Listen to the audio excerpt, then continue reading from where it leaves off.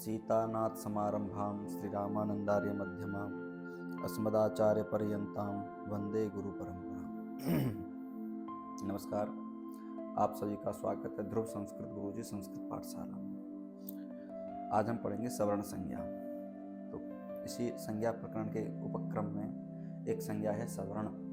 उस सवर्ण संज्ञा विधायक सूत्र के विषय में हम चर्चा करेंगे और समझेंगे इसको। सवर्ण संज्ञा विधायक सूत्र है तुल्यास्य प्रयत्नम सवर्णम। तुल्य का तात्पर्य क्या है?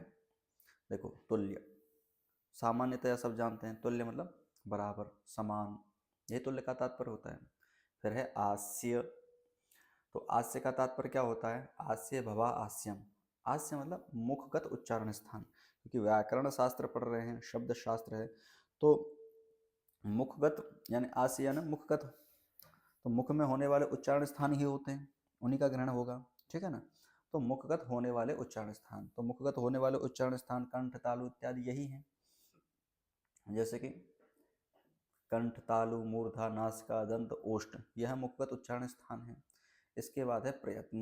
तो प्रयत्न हम दो प्रकार के पढ़ चुके हैं, आभ्यंतर प्रयत्न और बाह्य प्रयत्न। तो यहाँ आभ्यंतर प्रयत्न का ग्रहण करेंगे।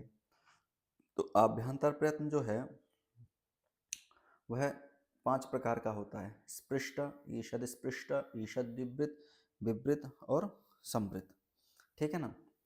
तो तुल्यास्य प्रयत्नम यानी कि तुल्य हैं आस्य और प्रयत्न, जिन वर्णों के तत्सवर्णम उनकी सवर्ण संज्ञा होती है।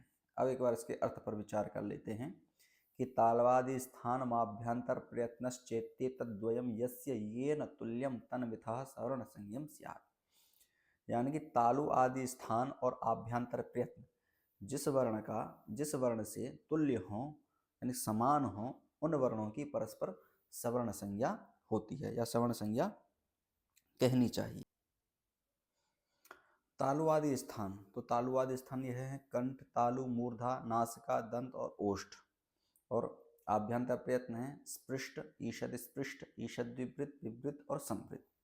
तो जिन वर्णों का परस्पर तालु आदि स्थान यानी कि कंठ, तालु, मूर्धा, नासिका, दंत, ओष्ठ, इनमें से कोई और आभ्यंतर प्रयत्न समान हो, एक हो, है ना, परस्पर दोनों वर्णों का एक हो, तो उन वर्णों की परस्पर कौन सी संज्ञा हो जाएगी?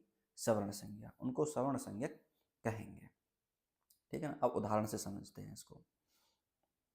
जैसे कि क, त, ख, य, च और स, यह कुछ अक्षर हैं, ठीक है। का उच्चारण स्थान कंठ है और आभ्यंतर प्रयत्न स्पृष्ट है। ता का दंत और स्पृष्ट है। खा का उच्चारण स्थान कंठ और स्पृष्ट है। या का तालु और ईषद स्पृष्ट है। चा का तालु और स्पृष्ट है, आभ्यंतर प्रयत्न है। और सा का उच्चारण स्थान दंत है और आभ्यंतर प्रयत्न ईषद विवृत है। अब मिलाते हैं। जैसे क है और ता है। का और ता का उच्चारण स्थान भिन्न है, लेकिन आभ्यंतर प्रयत्न एक ही है, स्पृष्ट है, ठीक है। इनकी सवर्ण संज्ञा होगी? इनकी सवर्ण संज्ञा नहीं होगी, क्योंकि उच्चारण स्थान ही एक नहीं है। दोनों एक होने चाहिए, यानी उच्चारण स्थान भी और आभ्यंतर प्रयत्न, यह दोनों एक होंगे तभी सवर्ण संज्ञा होगी। तो क और ता की सवर्ण संज्ञा नहीं होगी। क्यों नहीं होगी? क्योंकि उच्चारण स्थान भिन्न है। इसके बाद है क और ख। का उच्चारण स्थान कंठ है और खा का उच्चारण स्थान भी कंठ है। का आभ्यंतर प्रयत्न स्पृष्ट है और खा का भी आभ्यंतर प्रयत्न स्पृष्ट है। तो दोनों का उच्चारण स्थान और आभ्यंतर प्रयत्न एक है, तो इसकी सवर्ण संज्ञा होगी कि नहीं होगी? हो जाएगी, क्योंकि आभ्यंतर प्रयत्न और उच्चारण स्थान एक होने से दोनों की सवर्ण संज्ञा हो जाएगी। इसके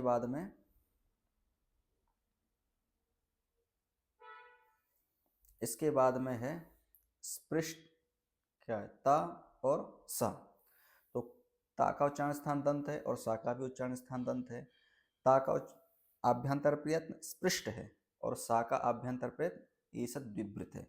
तो आभ्यंतर प्रयत्न भिन्न है, उच्चारण स्थान एक है लेकिन आभ्यंतर प्रयत्न भिन्न है। तो आभ्यंतर प्रयत्न भिन्न होने से इसकी सवर्ण, इन दोनों की सवर्ण संज्ञा नहीं होगी। इसके बाद है ख और च। खा का उच्चारण स्थान कंठ है और आभ्यंतर प्रयत्न स्पृष्ट है। चा का उच्चारण स्थान तालु है और आभ्यंतर प्रयत्न स्पृष्ट है। तो आभ्यंतर प्रयत्न तो स्पृष्ट दोनों का समान है, लेकिन उच्चारण स्थान भिन्न है। उच्चारण स्थान भिन्न होने से दोनों की सवर्ण संज्ञा नहीं होगी। ठीक है ना। इसके बाद है या और च। या का उच्चारण स्थान तालु, चा का उच्चारण स्थान तालु, या का अभ्यंतर प्रयत्न ईसत स्पृष्ट और चा का अभ्यंतर प्रयत्न स्पृष्ट। तो उच्चारण स्थान तो सेम है, बराबर है, एक ही है, लेकिन आभ्यंतर प्रयत्न भिन्न है, तो इन दोनों की सवर्ण संज्ञा नहीं होगी। जहां उच्चारण स्थान और आभ्यंतर प्रयत्न दोनों जिस वर्ण का जिस वर्ण से तुल्य होंगे उन वर्णों की ही परस्पर सवर्ण संज्ञा होगी, अन्यथा सवर्ण संज्ञा नहीं होगी। अब देखो का है और खा है। का उच्चारण स्थान कंठ और आभ्यंतर प्रयत्न स्पृष्ट है। खा का उच्चारण स्थान कंठ है और आभ्यंतर प्रयत्न स्पृष्ट है। ठीक है ना। अब इन दोनों की सवर्ण संज्ञा होगी कि नहीं होगी? इन दोनों की सवर्ण संज्ञा हो जाएगी। छा है और चा है। छा का उच्चारण स्थान तालु और आभ्यंतर प्रयत्न स्पृष्ट। चा का उच्चारण स्थान तालु और आभ्यंतर प्रयत्न स्पृष्ट। इन दोनों की सवर्ण संज्ञा हो जाएगी, क्योंकि तालु आदि स्थान और आभ्यंतर प्रयत्न एक ही है। तालु तालु उच्चारण स्थान एक हो गया, स्पृष्ट स्पृष्ट आभ्यंतर प्रयत्न एक हो गया। अब आ है और ई है। आ का उच्चारण स्थान कंठ है और आभ्यंतर प्रयत्न विवृत है। ई का उच्चारण स्थान तालु है और आभ्यंतर प्रयत्न विपरीत है। तो आभ्यंतर प्रयत्न तो एक है, लेकिन उच्चारण स्थान भिन्न है। तो उच्चारण स्थान भिन्न होने से इन दोनों की सवर्ण संज्ञा नहीं होगी। ठीक है ना। अब यहाँ तक तो इन जो वर्ण, ये जो वर्ण हैं, इनकी सवर्ण संज्ञा हो गई। अब आया री और लृ। री और लृ की सवर्ण संज्ञा तुल्यास्य प्रयत्नम सवर्णम इस सूत्र से नहीं होती है, इसलिए अलग से वार्तिक बनाया। री लृ वर्णयोर मिथा सावर्ण्यम वाच्यम। यानी री और लृ ये जो दो वर्ण हैं, इनका मिथा मतलब परस्पर, सावर्णम सवर्ण संज्ञा, वाच्य मतलब कहनी चाहिए। ठीक है ना। री और लृ की परस्पर सवर्ण संज्ञा कहनी चाहिए। क्यों कहनी चाहिए? वह सूत्र था तो सही, लेकिन उस सूत्र से इन दोनों की सवर्ण संज्ञा संभव नहीं थी, क्योंकि री का उच्चारण स्थान मूर्धा है और लृ का उच्चारण स्थान दंत है। री का उच्चारण स्थान देखो, री का उच्चारण स्थान मूर्धा और लृ का उच्चारण स्थान दंत, दोनों का उच्चारण स्थान ही भिन्न हो रहा है। तो चाहे अब आभ्यंतर प्रयत्न एक हो, है ना, लेकिन उच्चारण स्थान ही भिन्न होने के कारण इनकी सवर्ण संज्ञा तुल्यास्य प्रयत्न सवर्ण सूत्र से संभव नहीं थी। इन दोनों की भी सवर्ण संज्ञा हो जाए, इसलिए री लृ वर्ण योर मिथा सावर्णम वाच्यम यह वार्तिक बनाना पड़ा। इस वार्तिक के कारण उच्चारण स्थान एक न होने पर भी इस वार्तिक से री और लृ की सवर्ण संज्ञा होती है या हो जाएगी।